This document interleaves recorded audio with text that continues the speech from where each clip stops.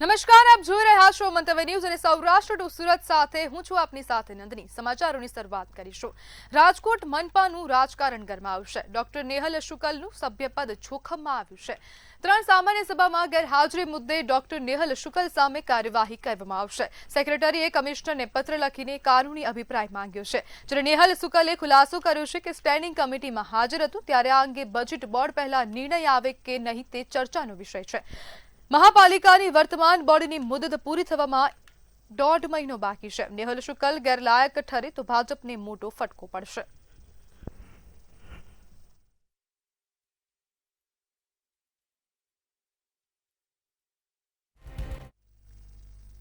राजकोट मनपा में senior corporator Nehal शुकल ने बरतरफ करवानी नोटिस बाद राजकारण गरमावशे। त्रण जनरल बोर्ड में गैरहाजरीना मुद्दे स्टेन्डिंग चेरमेन जयमीन ठाकरे नेहल शुकलनो बचाव करता जणाव्युं छे के एक बैठक में रजा रिपोर्ट होवाथी तेमने बरतरफ न करी शकाय। जो कि सेक्रेटरी विभाग अलग जोगवाईनो दावो करी रह्यो छे। आ कायदाकीय जंग वच्चे हवे भाजप हाईकमांड कानूनी अभिप्राय लेवानी तैयारीमां छे। त्यारे सवाल ए छे के शुं आ मात्र नियमोनी लड़ाई छे के आंतरिक जुगतवाद।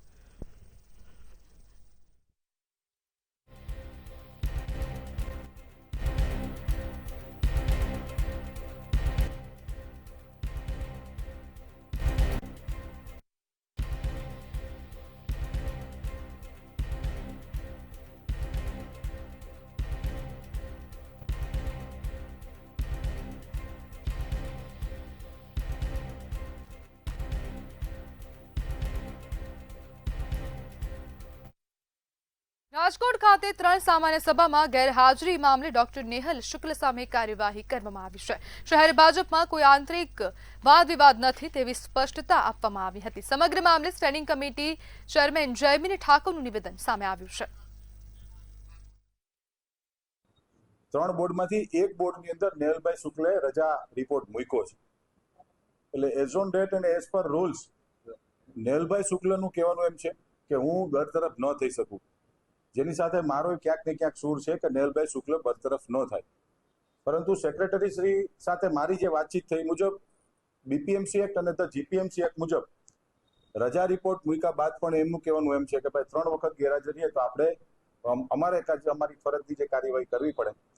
આ કાયદાકીય અને ટેકનિકલી મુદ્દો છે। નેહલભાઈ શુક્લની સાથે ભારતીય જનતા પાર્ટીના સૌ કોર્પોરેટરો સૌ સંગઠન અમે નેહલભાઈની સાથે છીએ। राजकोट खाते तांत्रिक विधिना नामे पैसा लई ठगाई करतो शख्स झड़पायो छे। सतीश रामजी धामी नामना भुवानी धरपकड़ करवामां आवी हती।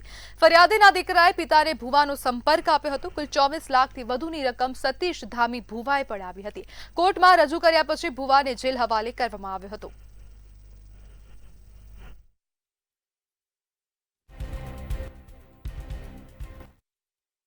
विज्ञान जाथाना कार्यालय ત્યારે અમદાવાદનો પરિવાર રૂબરૂ આવ્યા ત્યારે અમે ચોંકી ઉઠ્યા હતા। ઓસ્ટ્રેલિયા અભ્યાસ કરતા અને કંપનીમાં સારી નોકરી કરતા વિદ્યાર્થી છે તેની ચુંગાલમાં આવી અને રાજકોટમાં રહેતા ગુંદાવાડી 22માં સતીશ રામજી ધામી જે ભુવાજીનું કામ કરે છે 30 વર્ષથી લોકોને ભ્રમમાં નાખી અને એન કેન છેતરપિંડી કરે છે તેવી પણ અમારી પાસે અગાઉ માહિતી હતી। કેટરર્સનો ધંધો કરતો હતો।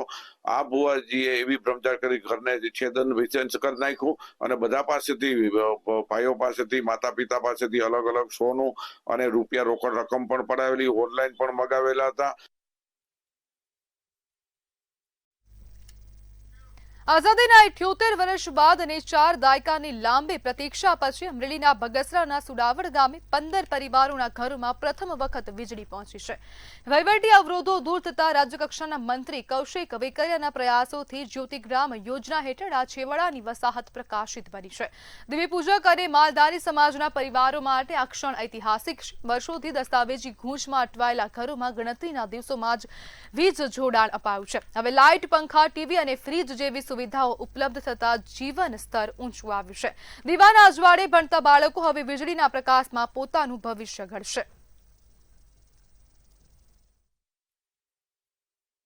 માં એવું થાતું દૂધ બગડી જાય, લાઇટ ન હોય તો ફ્રીજ ક્યાંથી ચાલુ થવાનું એ અને છોકરાઓને ભણવામાં લેસન કરવામાં દખ થાતું બહુ એટલે એ પ્રોબ્લેમ વધારે હતો અને લાઇટ આવ્યા પછી અમારે ખુશી છે। લાઇટ આવતા બધી સુવિધા અમારે અટાણે કોઈ વ્યાધી નહીં. અમારે કદાચ એક બેનું દીકરીનું આ રેઢી મેકીને જવું હોય, કોઈ ગામંતરે કે અથવા ક્યાંક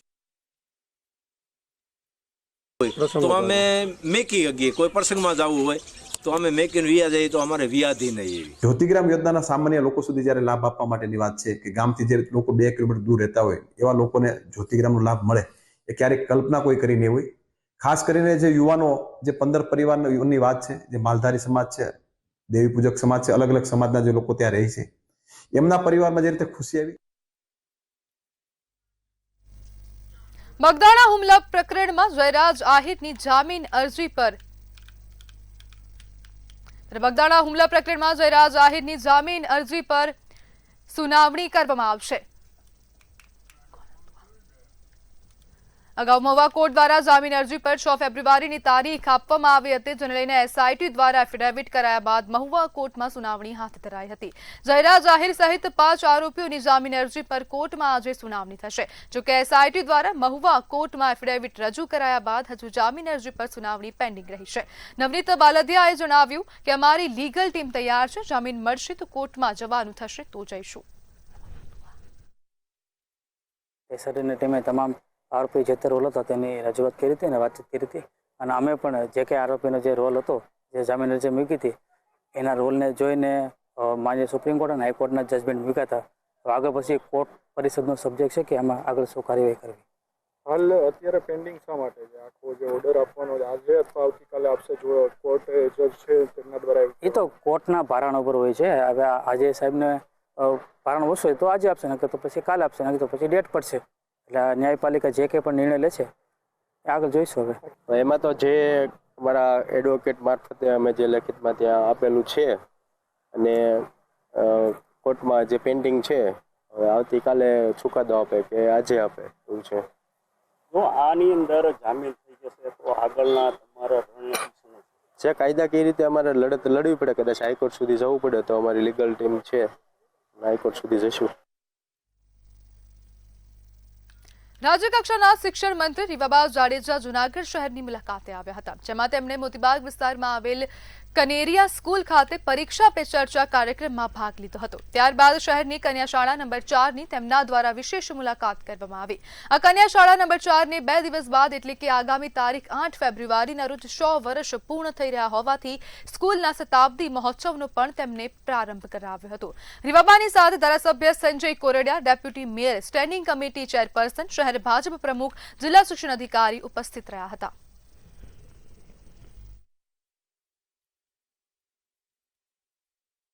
રીવાબા જાડેજા અમારી સ્કૂલમાં આવ્યા ને ત્યારે મને પૂછ્યું કે તારા મમ્મી પપ્પા શું કરે છે? તો મેં કીધું કે મારા મમ્મી પપ્પા હે ને, મારા મમ્મી છે એ દરજી કામ કરે છે અને મારા પપ્પા છે ને ઇકો ચલાવે છે. તો કે શેમાં ઇકો ચલાવે છે? તો મેં કીધું કે હે ને મારા પપ્પા એક ગામથી બીજે ગામ જવા માટે ઇકો ચલાવે છે.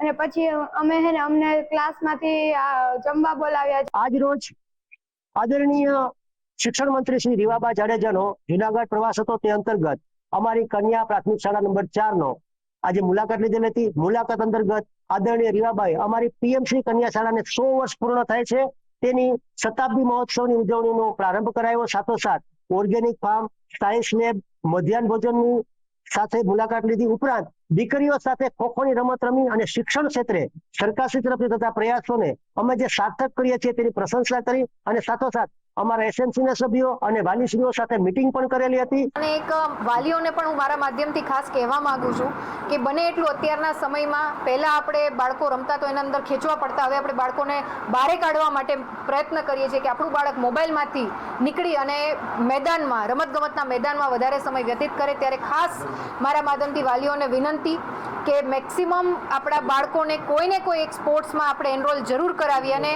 મોટિવેશન આપીએ, એટલે ફિઝિકલ ફિટનેસ અને આ મોબાઈલનું જે દૂષણ છે એ વ્યસન ના બને એ માટેનો એક જ રસ્તો છે કે બાળકને મેક્સિમમ આપણે સ્પોર્ટ્સમાં એનરોલ કરાવીએ. ગીર સોમનાથ જિલ્લા કલેક્ટર એનવી ઉપાધ્યાયના સીધા માર્ગદર્શન હેઠળ સઘન ચેકિંગની કામગીરી હાથ ધરવામાં આવી હતી. સૂત્રાપાડા તથા મામલતદાર વેરાવળની ટીમ દ્વારા સૂત્રાપાડાના ઘંટિયા ગામે ચેકિંગ કરવામાં આવ્યું હતું. જે કામગીરી દરમિયાન રૂપિયા 28 લાખના કુલ 4 ટ્રેક્ટરની વસૂલાત નિયમ અનુસાર કરવામાં આવી છે, જે અંગે આગળની કાર્યવાહી અર્થે ખાણ ખનિજ વિભાગની ટીમને આ મુદ્દામાલ ટ્રેક્ટર સહિત સોંપવામાં આવ્યા હતા.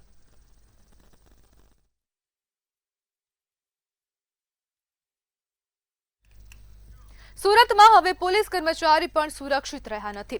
ટ્રાફિક હટાવવા ગયેલા પોલીસ કમિશનરના પીએ ઉપર હુમલો કરાયો હતો. નાના વરાછા ઢાળ પાસે ટ્રાવેલ્સ બસના જમાવડાના કારણે ટ્રાફિક જામ થયો હતો. કમિશનરના પીએ અક્ષય આહિર ટ્રાફિક દૂર કરવા જતા હુમલાનો ભોગ બન્યા હતા. લક્ઝરી બસમાંથી ઉતરેલા 2 લોકો અને એક કાર ચાલક દ્વારા હેડ કોન્સ્ટેબલ પર હુમલો કરાયો હતો. હુમલો કરી 3 વ્યક્તિઓ કારમાં બેસી ફરાર થઈ ગયા હતા. આ ઘટનામાં કોન્સ્ટેબલને નાકના ભાગે ફ્રેક્ચર થતા સારવાર માટે ખસેડવામાં આવ્યા છે.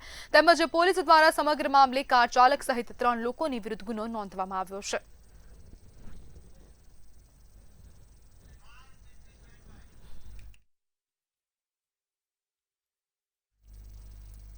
સુરતની નવી સિવિલ હોસ્પિટલ, જે દક્ષિણ ગુજરાતની સૌથી મોટી હોસ્પિટલ ગણાય છે, સિવિલ હોસ્પિટલના તંત્રની ઘોર બેદરકારી સામે આવી.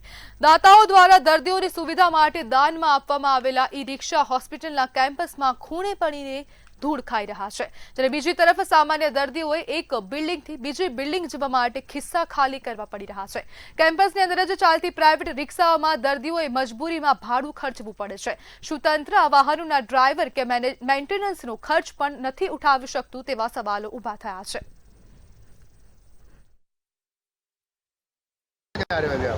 मेरा नाम मनीषा और हमारा पापा को ऑपरेशन में रखा है, तो ऑपरेशन किया है पापा, तो हम यहाँ रिपोर्ट के लिए आते हैं, तो हम बार बार एक दिन में 2 दिन भी 2 बार भी आना पड़ता है हमको, तो ऑटो में ही आना पड़ता है. सुबह आए तो 100 रुपया टिकट लिया था ऑटो वाले ने, और अभी 2 बार हो गया है 40 रुपये लिए थे. जब शाम हो जाती हो तो कोई ऑटो ना चलते हो तो 40 रुपये 50 रुपये बताते हैं. और फ्री रिक्शा यहाँ पे चलते हैं, हमको पता ना है भैया, हमको 8 फ्री रिक्शा दिया हुआ है. ऐसा हमको कुछ पता नहीं है. और ऑटो वाले बोलते हैं 50 रुपया लाओ, 40 रुपया लाओ. 2 बार जाके आया तो इधर रिक्शा विक्शा कुछ नहीं मिलता है, तो इधर स्पेशल में जाना पड़ता है. यहाँ पे कोई रिक्शा फ्री वाला नहीं आता है? नहीं आता है साहब जी. इधर कितने बार पैसा खर्चा करना पड़ता है? अभी 2-3 बार में जाके आया ब्लड बैंक में, वहाँ पे भी तो रिक्शा नहीं आ रहा है इधर. यहाँ पे 8 फ्री रिक्शा एक भी नहीं मिलती है? एक भी नहीं मिला साहब. मैं 2 दिन से यहाँ पे अप डाउन कर रहा हूँ, और 10 नंबर 2 नंबर पे जाके आया हूँ, रिक्शा नहीं मिल रहा है. अपना ये हॉस्पिटल में जाने का, उसे उधर गया था कोरोना हॉस्पिटल में, उधर से आया, रिक्शा नहीं मिल रहा था, इधर घाई था, इसके लिए जल्दी जल्दी रिक्शे से आया. रिक्शा नहीं मिलती आपको वहाँ पे? वो टाइम से चलते हैं, बोलता है ऐसा है, तो हम लोग को घाय, इसके लिए जल्दी जाके आया. कितना पैसा लेते हैं रिक्शा वाले? 10 रुपया. कितने बार आना जाना होता है दिन में? आया तो कल गया 2 बार, आज गया 1 बार, आज गया, कल भी गया था 2 बार. આપણા એમપી સાહેબ જે છે એમના તરફથી મુકેશ દલાલ સાહેબની એમની વિવેકાધીન બજેટમાંથી એક ઈ રિક્ષા આવેલી છે. 2 ઈ રિક્ષા બંધ છે અને એ હમણાં જ રિપેર કરવા આપી છે. લગભગ 2-3 દિવસમાં થઈ જશે, અને એ થઈ જતાં પેલી બીજી પણ એ જ એજન્સીને આપીને કરાવી લઈશું લોકલ સુરત ખાતે જ. 3 ચાલે છે, 2 બંધ છે, અને એ 2માંથી એક રિપેર કરવા ગઈ છે.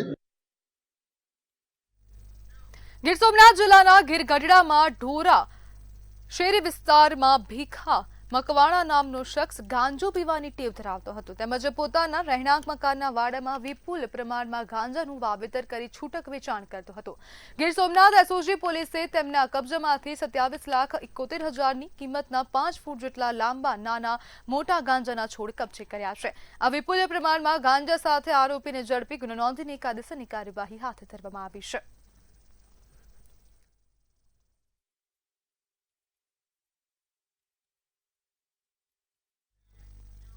અમરેલીમાં બગસરામાં ખૂની ખેલ ખેલાયો છે. ખેતમજૂર અને વાડી વિસ્તારમાં સમગ્ર ઘટના બની હતી. માતા દીકરાએ મળીને પિતાનું ઢીમ ઢાળ્યું છે. મૃતદેહને પીએમ માટે હોસ્પિટલ ખસેડવામાં આવ્યો છે, ત્યારે પત્નીને ઈજા પહોંચતા સારવાર માટે હોસ્પિટલ ખસેડવામાં આવી હતી, અને બગસરા પોલીસે આ મામલે તપાસ હાથ ધરી છે અને આરોપીની ધરપકડ કરી પૂછપરછ હાથ ધરી છે.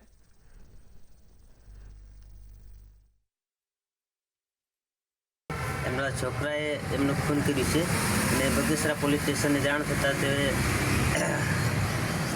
આરોપીને પકડીને બગસરા પોલીસ સ્ટેશને લઈ આવ્યા છે અને જે ડેડ બોડી છે એ અત્યારે સરકારી દવાખાનામાં છે એટલી મને જાણ મળી છે. રાજકોટના ધોરાજીમાં ઋતુજન્ય રોગચાળો વકર્યો છે. ધોરાજી સિવિલ દર્દીઓની સંખ્યામાં વધારો થયો છે. સિવિલમાં દરરોજ 600 જેટલા દર્દીઓની ઓપીડી નોંધાઈ છે. દર્દીઓની સંખ્યામાં 20 થી 30% વધારો થયો છે. તાવ, શરદી, ઉધરસના દર્દીઓમાં વધારો થયો છે તેમજ મિશ્ર હવામાનને કારણે રોગચાળો વધ્યો છે.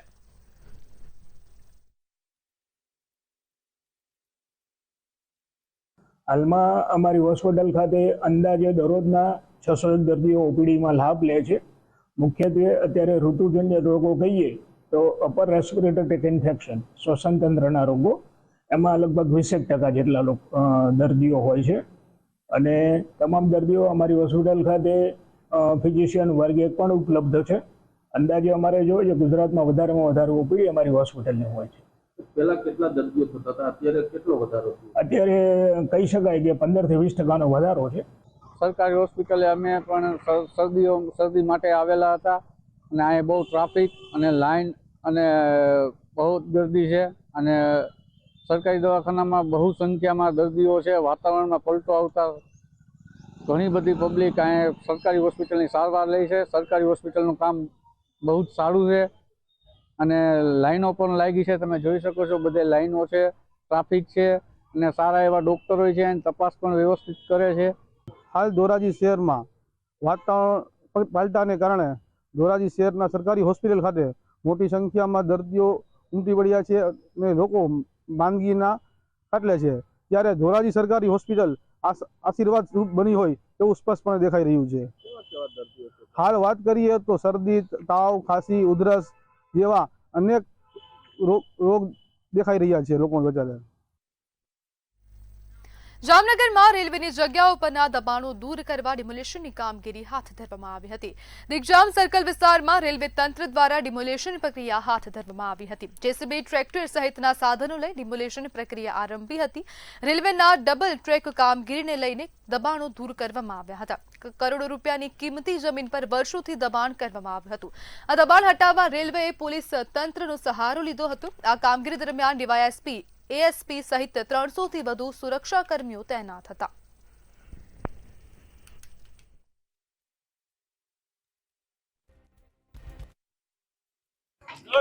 जामनगर में बाबरीवास विस्तार में रेलवे ट्रैक के दोनों साइड कुल 151 मकानों का डिमोलिशन चालू है.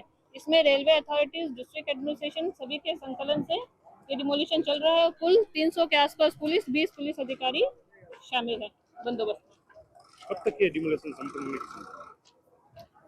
अभी 3-4 घंटे और चलेगा. સુરેન્દ્રનગરમાં યુવક અને યુવતીનો મૃતદેહ મળી આવ્યો હતો. નર્મદા કેનાલમાંથી યુવક અને યુવતીના મૃતદેહ તરતી હાલતમાં જોવા મળ્યા હતા. દુધરેજ પાસે નર્મદા કેનાલ પમ્પિંગ સ્ટેશન પાસે આ ઘટના બની હતી. ત્યારે પોલીસ અને ફાયર ટીમે ઘટના સ્થળે પહોંચીને બંને મૃતદેહને બહાર કાઢ્યા હતા અને બંને મૃતદેહને પોસ્ટમોર્ટમ માટે હોસ્પિટલમાં ખસેડવામાં આવ્યા હતા.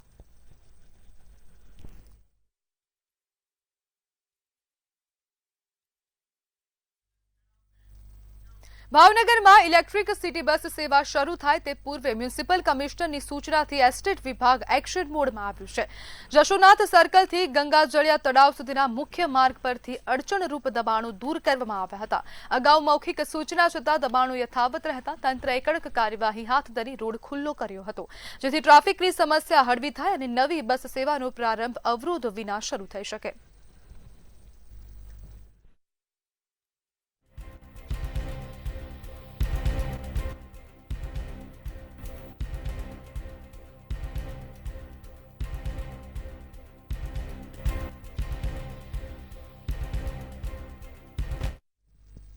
સમાચારમાં આગળ વાત કરીએ તો સુરત ખાતેથી સમાચાર સામે આવી રહ્યા છે. સુરતના વરાછામાં જે આપઘાતનો પ્રયાસ હતો તેને મામલે આ વધુ અપડેટ સામે આવી રહી છે. વરાછા પાટીદાર પરિણીતા આપઘાતના કેસમાં વધુ સમાચાર સામે આવ્યા છે. સુરતની આ સમગ્ર ઘટના કેનેડાથી પુત્રએ આવી માતાના અંતિમ સંસ્કાર કર્યા છે. સુરતથી આ સમાચાર સામે આવી રહ્યા છે. પતિ સહિત 5 સાસરીઓ સામે ગુનો નોંધવામાં આવ્યો છે. સમગ્ર મામલે 5 લોકોની સામે ગુનો નોંધાયો. 2 દિવસ પહેલા જ ઘરમાં આપઘાત કરી લીધો હતો અને આજે પરિણીતા છે તેના મૃતદેહને અગ્નિદાહ આપવામાં આવ્યો છે. इस केस में टोटल 5 आरोपी हैं। सबसे पहला आरोपी उनके पति जो है सुनील भाई, सन ऑफ मोहन भाई जवेर भाई वाघाणी, उनकी संगीता बेन, मित्र कमलेश भाई, ससरा मोहन भाई वाघाणी और सासू गौरीबेन वाघाणी। इन पांचों को पुलिस ने कायदेसर इनको अरेस्ट किया है और अभी इनको जुडिशियल कस्टडी में भेजा गया है। इस केस में जो भी प्रॉपर फॉरेंसिक पीएम करवाया गया है, पुलिस के द्वारा इसमें कोई भी लापरवाही बरती नहीं गई है। તો સુરતથી અન્ય સમાચાર સામે આવી રહ્યા છે। ડીજીવીસીએલના કર્મીઓ દ્વારા વિરોધ પ્રદર્શન કરવામાં આવ્યું છે। સમાચાર સામે આવ્યા સુરત ખાતેથી ડીજીવીસીએલ કર્મીઓની માંગણીઓને લઈને વિરોધ પ્રદર્શન કરવામાં આવ્યું છે, ધરણા કરવામાં આવ્યા છે, સૂત્રોચ્ચાર કરાયા છે। અમરોલી પાલનપુરમાં ચાલુ કામે અકસ્માતમાં કર્મીઓ ઇજાગ્રસ્ત થઈ રહ્યા છે, જ્યારે ડીજીવીસીએલ જવાબદારી ન લેતી હોવાનો કર્મચારીઓનો આક્ષેપ છે અને અનેક સમસ્યાઓને લઈને અનેક માંગણીઓને લઈને હવે વિરોધ કરાયો છે। નિયમ વિરુદ્ધ કામ કરાવવાના પણ આક્ષેપ કરાયા। રાંદેર ઓલપાડ ડિવિઝનના કર્મચારીઓ વેસુ ઓફિસે એકત્ર થયા છે અને મોટી સંખ્યામાં વિરોધ પ્રદર્શન કર્યું છે।